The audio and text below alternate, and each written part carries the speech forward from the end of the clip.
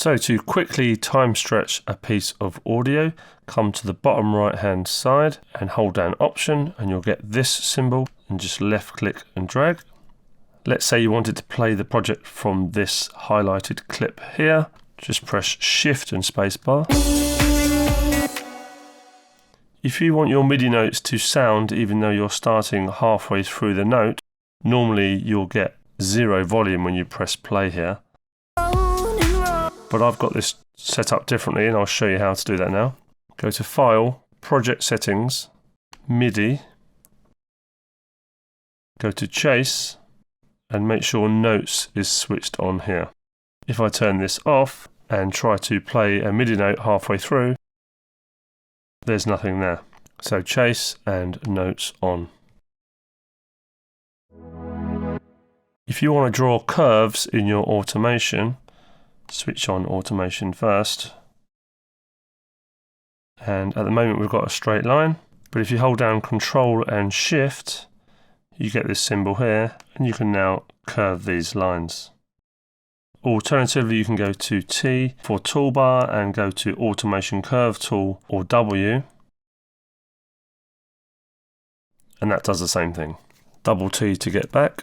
Staying with automation, if you want the automation lane to automatically populate the parameter you've just changed, then go to Mix and Auto Select Automation Parameter in Read Mode. This stops you having to go in here and find manually the parameter that you want to automate. The next thing is fades. You probably know that if you highlight the audio region and come to your inspector at the top left and open up the region, you can do a fade. And you can see that here. But rather than do all that, there's a quicker way to do that. Go to Logic Pro Preferences, General, Editing, and click Fade Tool Click Zones, make sure that's on. And now you can simply just come to the top left hand corner of the audio and apply a fade. Much easier.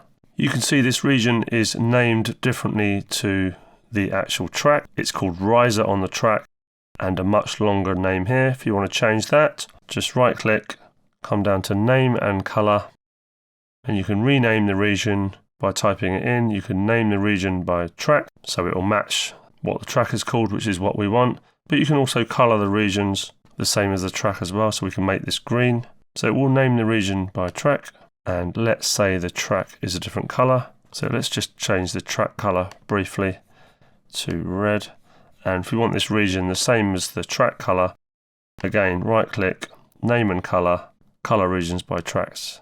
And you can highlight multiple regions and name them all as per the track, and also have them the same color as their corresponding tracks. So this is really useful. In the mixer window, which you can also get to by Command 2, by the way, if you want a separate window, you can have thin or wide channel strips by using these icons here. So if you want to add a bit more of a name, a longer name to your channel strips, then you can use the wider version. Don't forget to check out the other keyboard shortcuts video. And we have a Logic Beginners course where you make a full track from start to finish with us, with guidance every step of the way. And if you found this video useful, please like and subscribe. Thanks guys, all the best, bye bye.